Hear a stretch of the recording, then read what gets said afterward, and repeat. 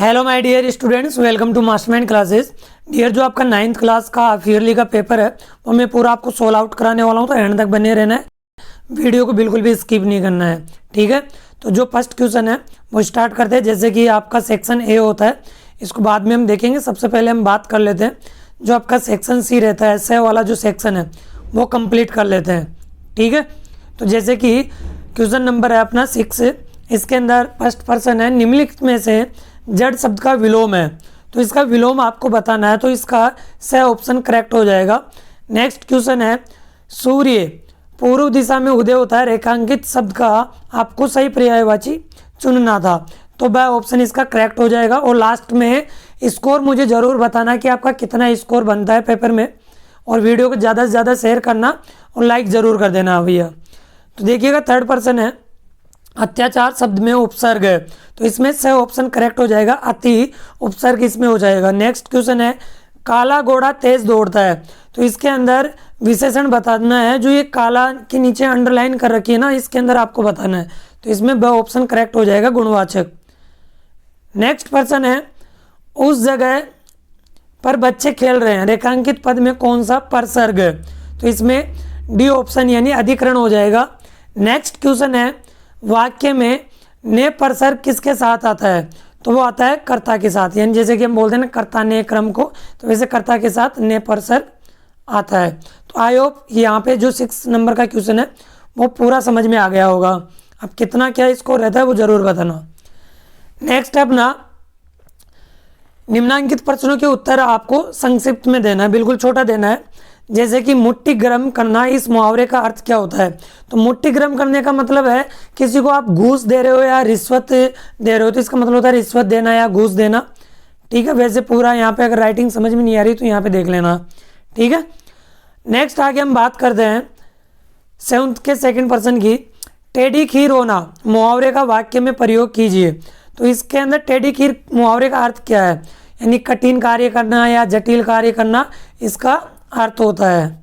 Next आगे पूछा है, सरल वाक्य किसे कहते हैं, तो इसकी मैं 2 डेफिनेशन बता देता हूँ, आपके टीचर ने क्या लिखवाई होगी तो देख लेना एक बार। एक तो है जो शब्द यानी सरल शब्दों में हम बोलते हैं, वह वाक्य जिसमें एक कर्ता और एक विधेय होता है उसे सरल वाक्य कहते हैं। दूसरी बात वह है कि वह वाक्य जिसमें एक स्वतंत्र उपवाक्य और कोई आश्रित वाक्य नहीं हो, ठीक है। दोनों परिभाषा इसकी करेक्ट होगी। नेक्स्ट आगे बात करते हैं इसके 4th की, संयुक्त वाक्य का एक उदाहरण दीजिए। संयुक्त वाक्य का एक उदाहरण दीजिए जिसके अंदर आप कोई ना कोई संयोजक, यानी जैसे कि इंग्लिश में हम पढ़ते हैं कंजक्शन, उसका प्रयोग करके हम बनाएंगे। तो जैसे कि सोहन और मोहन जयपुर जाते हैं, तो इसमें ये संयोजक आ गया और, तो इसकी परिभाषा भी है, देखो, वह वाक्य जिसमें 2 या 2 से अधिक स्वतंत्र उपवाक्य किसी संयोजक से जुड़े हुए हो तो संयुक्त वाक्य कहलाता है। तो इसमें परिभाषा आपको लिखना था और उदाहरण भी देना था। आगे बात करते हैं।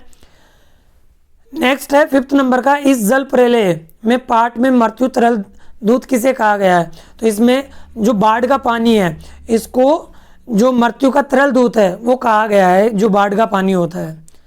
आगे हम बात करते हैं, बाढ़ पीड़ित क्षेत्र में कौन कौन सी बीमारियां फैलने की आशंका रहती, ये आप सब जानते हैं।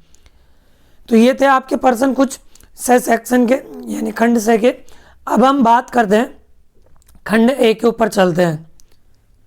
तो खंड ए के अंदर जो पद्यांश आपसे पूछा गया है इसके प्रश्नों के कुछ जवाब मैं दे देता हूं आपको, और बाकी आप कर भी लिए होंगे। जैसे कि पुष्प शब्द का पर्यायवाची है, तो इसका स ऑप्शन हो जाएगा, स ऑप्शन, ठीक है। ख, अपकार का विलोम शब्द क्या हो जाएगा, उपकार हो जाएगा, बिल्कुल ईजी था। इस काव्यांश के लिए उपयुक्त शीर्षक लिखिए, तो देखिए इसके 2 शीर्षक मैं बता देता हूँ। जैसे कि प्राकृतिक सुंदरता हो जाएगा एक, और एक हो जाएगा सुगंध, ठीक है, सुगंध हो जाएगा या प्राकृतिक सुंदरता। इसके बाद में फूल क्या कर रहा है, ये बना लिए होंगे, फूल यानी कली फूल से क्या कहती है, ये भी ढूंढ लिए। कवि के अनुसार आदर्श जीवन कैसा होता है, तो कवि के अनुसार आपको बताना था इसमें।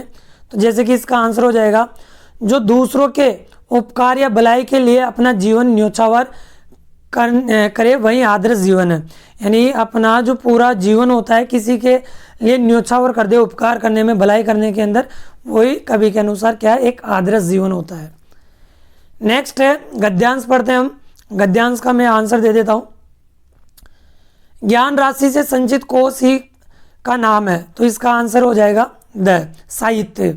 यदि किसी भाषा का अपना निज का साहित्य नहीं है तो वह किसके समान है, तो ऑप्शन हो जाएगा रूपवती भिखारिन के।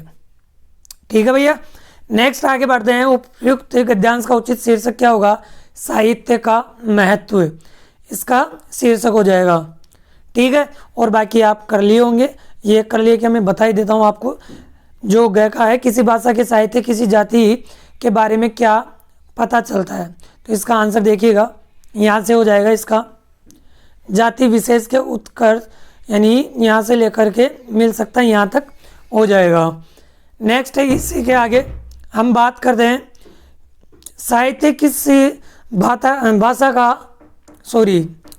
साहित्य किस बात का एकमात्र निर्णायक होता है, तो इसमें सामाजिक शक्ति से लेकर के एकमात्र साहित्य तक इसका करेक्ट आंसर हो जाएगा।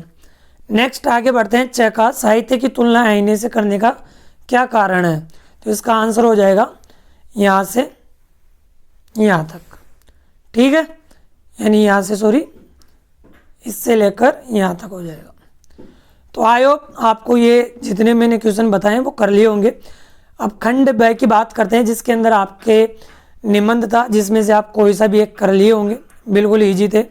फिर इसके बाद में आपके संवाद आया था, सीता और गीता के बीच में कोई प्रश्न पत्र को लेकर उनके बीच में संवाद लिखना था। या फिर आपको यानी आप राम सिंह निवासी किशन नामा है और जोधपुर में आप अध्ययनरत हो, छोटे भाई को पत्र लिखना था, यानी कॉन्ग्रेचुलेसन बोलना था, अपने स्वास्थ्य की सुरक्षा एवं नियमित रूप से अध्ययन करने की सलाह देना था उसको। ठीक है, सॉरी हार्दिक, ये कॉन्ग्रेचुलेसन नहीं बोलना, मतलब हार्दिक नाम है उस लड़के का, छोटे भाई का नाम है हार्दिक, यानी उसके हेल्थ के बारे में और रेगुलर पढ़ने के बारे में बात की गई है। आगे हैं